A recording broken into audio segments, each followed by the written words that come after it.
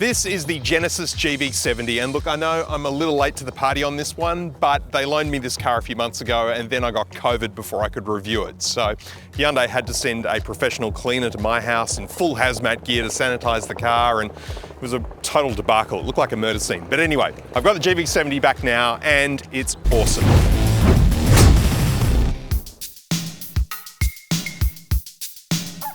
The thing to know about the Genesis is that unlike their rival Lexus, these are not just fancy Hyundais. Sure, there's some shared componentry under the skin and some of the internal switchgear looks a little bit similar, but Genesis is very much its own brand.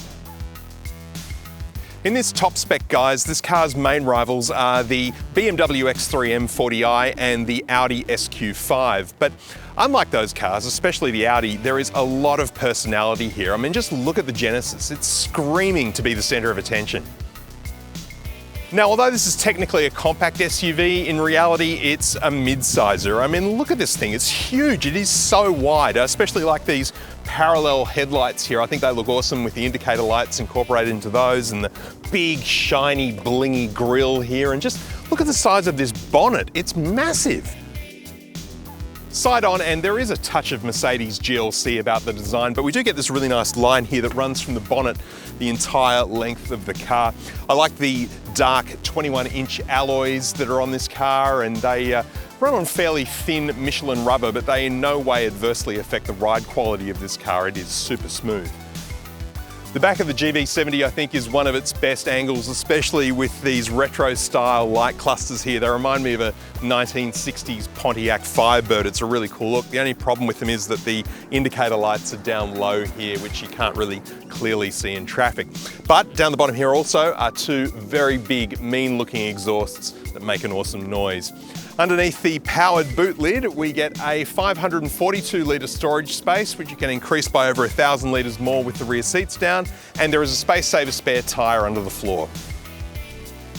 Underneath the very large lid, we have a 3.5 litre V6 twin turbo engine that outputs 279 kilowatts of power and 530 Newton meters of torque with a 0 to 100 time of 5.1 seconds.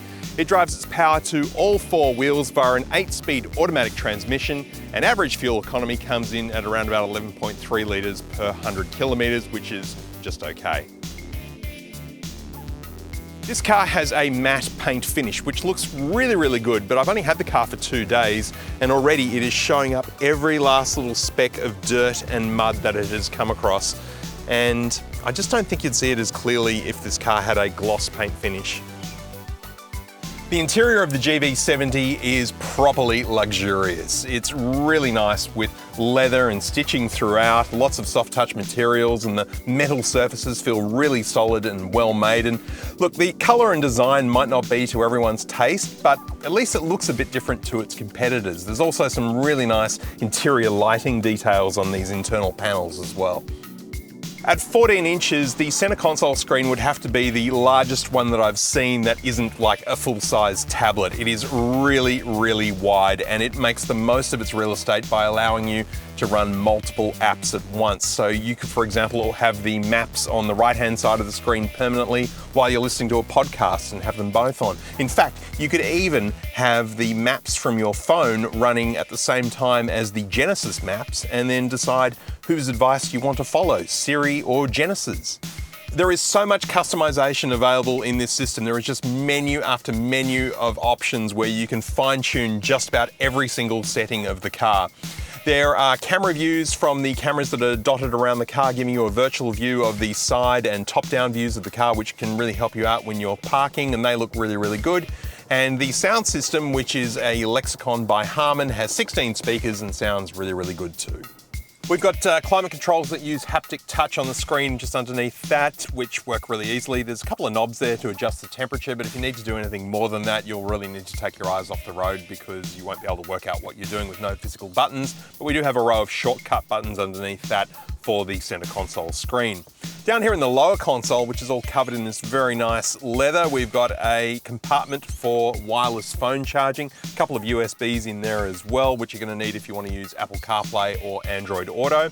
Up here on this raised section, we've got the drive mode selector and a nice metal panel here with two big dials. One is the dial to operate the center console screen, which is actually really handy because the screen is just out of reach. It's actually set a fair way back. So if you're going to use the touch controls, you probably just need to do it when the car is stopped. When you're on the go, use the jog wheel. Underneath that, the gear selector, which is again another rotary dial that has a really good feel to it, but I find this a little bit tricky to use, especially if you're doing a 3-point turn or you're doing a tight park, because it's just so fiddly when you've got to keep on going from reverse to neutral drive to change directions. It's just a bit fidgety. A couple of cup holders here, a nice big center console bin with a removable tray, and this has a nice soft leather bound lid on it with some nice stitching on it too.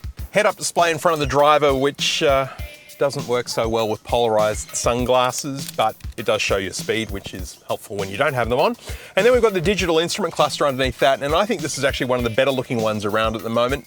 It has a few different display modes that change with whatever drive mode you're in, and there's also a very cool 3D function, which you can turn off if you find annoying, but I kind of like it. I can't show it to you on screen, unfortunately, because you've got to be here in person to see it. Also, there's lane change cameras in both of the wing mirrors that come on over the dials here whenever you put the turn indicator on, which is a really good safety feature, making sure you don't hit anyone in your blind spot. The steering wheel is a bit more of a traditional 3-spoke design. I like this one better than the one in the Genesis G80, which is a bit weird, but we've got lots of buttons here underneath a smooth plastic cover and some nice metal buttons and switches here. It feels really good.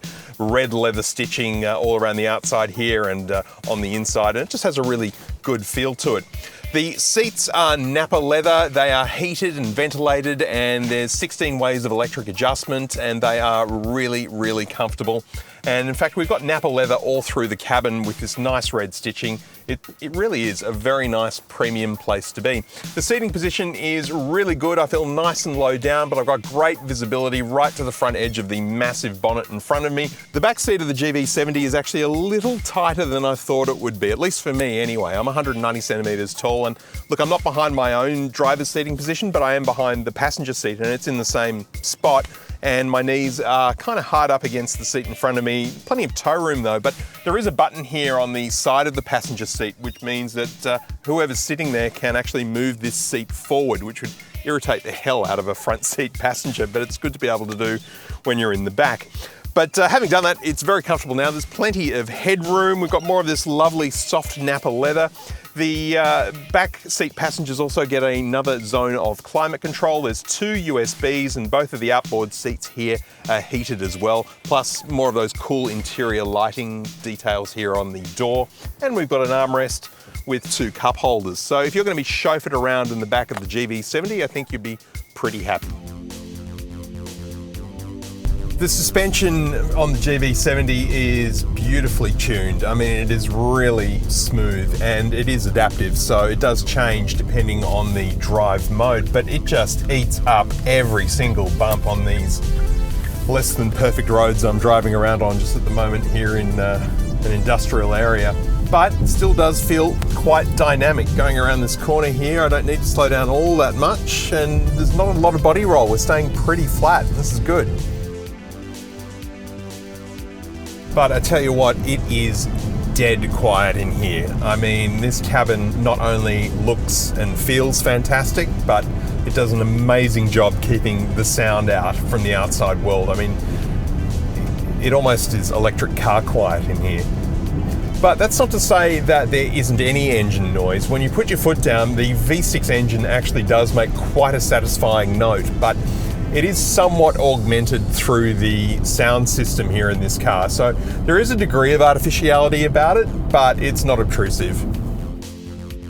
You do ride up fairly high in this car, and with the quietness of the cabin, it does sort of take away your sensation of speed. So you can be thinking that you're not going all that quickly and then look down and find that you're accidentally doing a few kilometers an hour over the speed limit, which is not ideal. There's a few drive modes to choose from: Eco, Comfort, Sport, Sport Plus and Custom, where you design your own drive mode. And then we have the terrain modes, which are snow, mud and sand. Basically, they change the way that the suspension works. And in sport mode, the engine becomes a bit more responsive and the gear change is a little more aggressive and a bit faster. And when you put the car in Sport or Sport Plus, you do suddenly feel yourself being hugged into the seat a bit more because the bolsters for the driver are adjustable and they tighten up. Now, as I mentioned before, there are a lot of menus in this car, and the one thing I have not been able to figure out how to do is to stop the incessant beeping from all the various warnings that are on this car and the vocal warnings about speed cameras and school zones. They are quite obtrusive and it's driving me crazy. I just can't find out how to turn them off. I could probably find something on YouTube that would help me out, but damn it, I want to figure it out for myself. It shouldn't be that complicated. Thank you. So does Animal Crossing. Animal Crossing? How is there an... Oh my God, there is an Animal Crossing here. We're in the middle of a built-up area and there's a warning about ducks that might be crossing the road.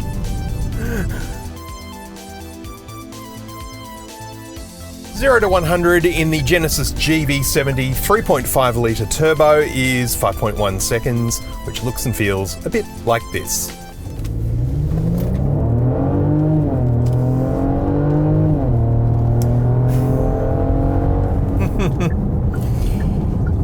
Well, that's fun. It does make a very nice noise when you put your foot down.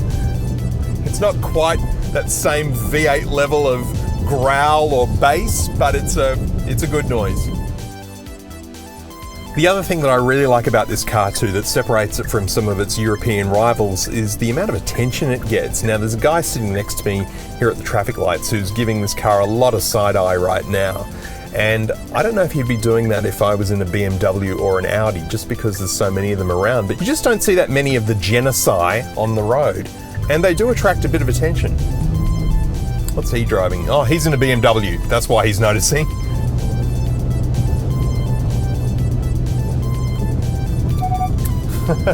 Now, this is something I have been doing for the last few days that I've had this car because it feels European.